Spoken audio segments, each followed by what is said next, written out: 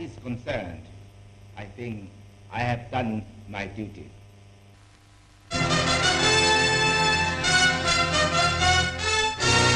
Typical of General MacArthur's strategy is his use of sea power to land troops behind the North Koreans and cut their communications. The Supreme Commander of the United Nations forces went himself as soon as possible to inspect the progress of the Marines in the advance on Seoul. By his masterly stroke, the tables have been turned on the North Koreans to the south.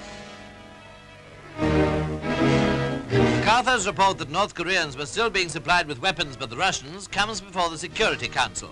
Mr Malik, of course, strenuously denies the charge, but Mr Warren Austin declares, since the outbreak of the war, a wide variety of definitely identified Soviet equipment captured from the North Koreans in battle bears the manufacturing dates of 1949 or 1950.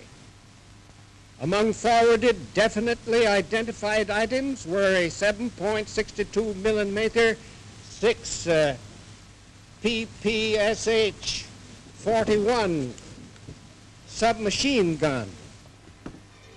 Mr Austin's revelations result in varying reactions, and presently the exhibits are passed round for inspection among members of the Security Council.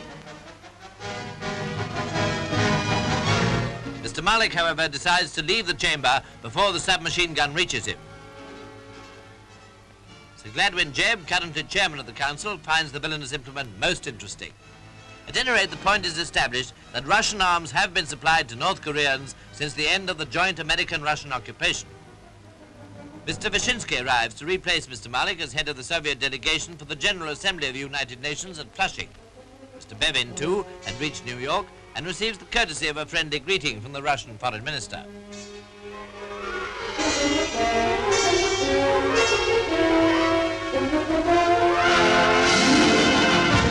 While the news was of United Nations successes in South Korea, the solemn words used by the President, General Romulo, in opening the session were fully appropriate.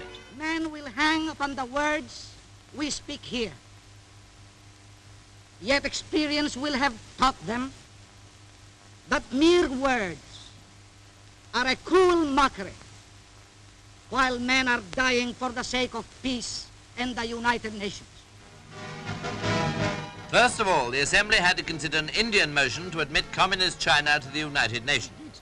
Though Mr Vyshinsky was, of course, quite vehement in his advocacy, the resolution as an immediate measure was defeated by a substantial majority. Then Mr Atchison for America propounded his remarkable plan for a United Nations standing army. A plan under which each member nation would designate within its own national armed forces a United Nations unit or units to be especially trained and equipped and continuously maintained in readiness for prompt service on behalf of the United Nations. In the case of Korea, the United Nations had a fighting force ready and available because America already had troops stationed in Japan. But in the event of some other aggression, it might be a different story unless the United Nations are prepared.